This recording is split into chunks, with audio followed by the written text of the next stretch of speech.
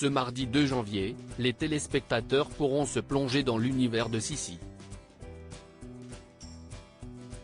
W9 diffuse le deuxième épisode de la série du même nom. Si dans cette version elle est incarnée par Dominique de Venneport, si est-il le visage de Romy Schneider qui a marqué de nombreuses générations. Dans la saga culte, elle forme un couple culte à l'écran avec Karl-Heinz Baum. Cette romance continuait-elle hors tournage? Les vacances de fin d'année ont toujours eu un parfum particulier, celui des journées de repos passées bien au chaud dans le canapé devant un bon film.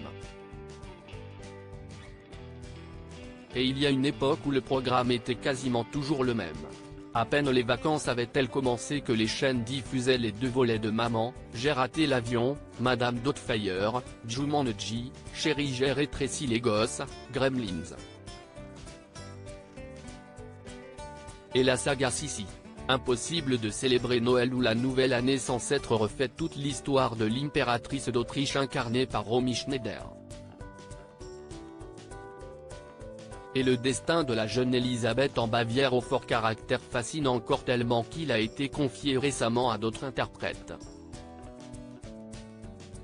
En décembre 2021, le nom de Sissi réapparaissait dans la grille de TF1 avec une version moderne qui n'a pas connu le même succès que les films cultes des années 50. La série portée par la jeune Dominique de Venneport a quelque peu brisé la magie pour les fans de la première heure.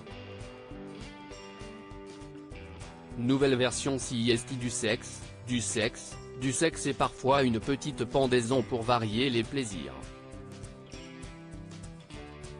Je trouve ça un peu lourd, on comprend rien, entre Franz qui fait des partous et qui est un psychopathe, Sissi obnubilé par le sexe et sa dame de compagnie, pouvait-on lire notamment sur les réseaux sociaux lors de la diffusion en 2021.